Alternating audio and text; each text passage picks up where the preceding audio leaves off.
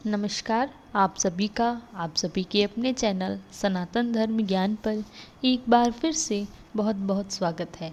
कामना करते हैं आपके परिवारजन सभी स्वस्थ होंगे और बहुत ही अच्छे होंगे। इसी कामना के साथ आइए बढ़ते हैं हमारी आज की अद्भुत क्रमांक की ओर।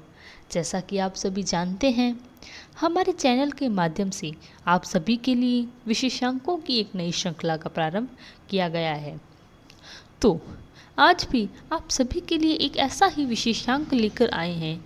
तो आइए बिना समय व्यर्थ किए लेकर चलते हैं आज के अद्भुत विशेषांक की ओर।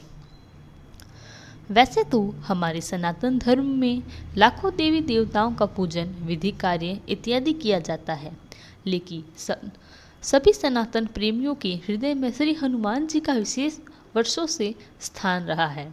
किसी भी प्रकार का कष्ट हो, हनुमान जी को याद करते ही वह उनकी पूजा विधि करने मात्र से ही सभी कष्टों को छुटकारा अति शीघ्र आपको मिल जाता है।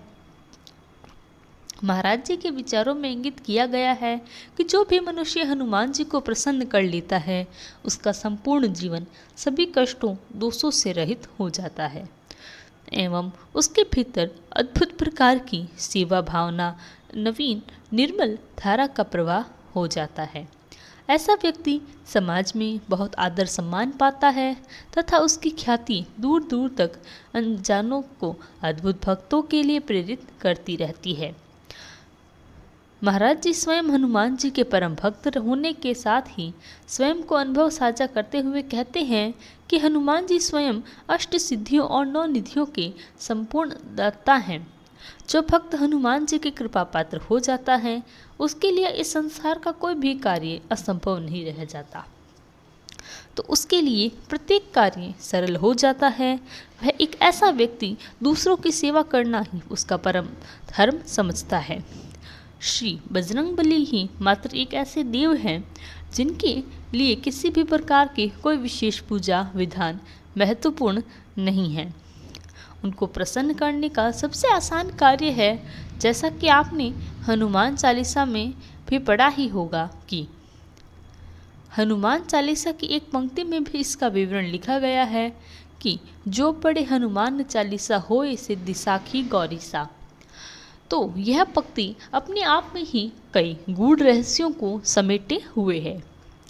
अर्थात जो कोई चाहे, वह कोई भी हो, नर हो, नारी हो, वृद्ध, बालक या अन्य कोई भी हो, जो कोई हनुमान चालीसा का पाठ पढ़ता है या उसका कल्याण निश्चित हो जाता है।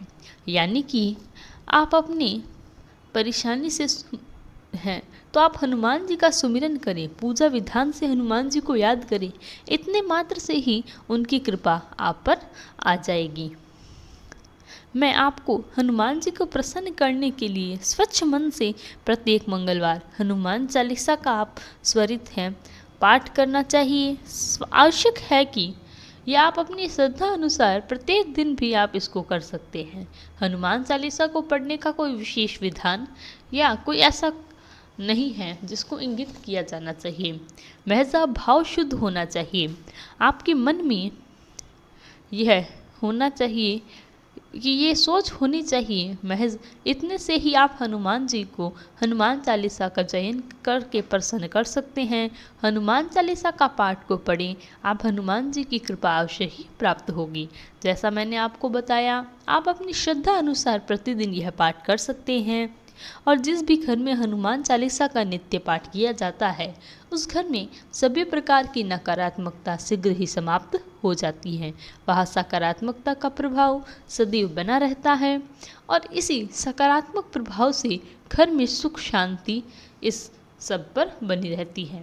अब हनुमान जी की विशेष कृपा पाने हेतु श्री राम जी के नाम का सुमिरन करें। अगर आप हनुमान जी की भक्ति कर रहे हैं, साथ में अगर आप श्री राम जी का भी सुमिरन कर रहे हैं, उनके नाम का जप कर रहे हैं, श्री राम नाम का महिमा सुन के हनुमान जी को अति प्रसन्नता होती है, क्योंकि आप सभी जानते हैं हनुमान जी स्वयं श्री राम जी के परम भक्त हैं। जहाँ श्री राम जी के नाम का वास होता है, वहाँ हनुमान जी का वास स्वतः ही हो जाता है, क्योंकि राम के बिना हनुमान का भी नहीं रह सकते।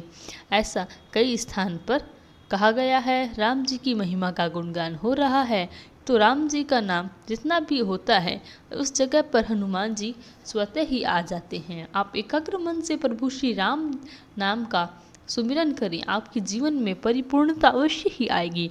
अवश्य आप सभी प्रकार के जो आयाम हैं उनको प्राप्त कर पाएंगे, पूर्णता को प्राप्त करेंगे।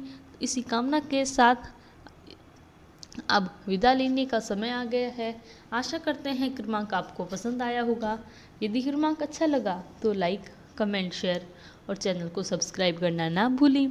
और अगर वीडियो अच्छा लगे तो शेयर करें। कल फिर मुलाकात होगी ऐसे ही एक अद्भुत क्रमांक के साथ। तब तक के लिए धन्यवाद। जय गुरुदेव।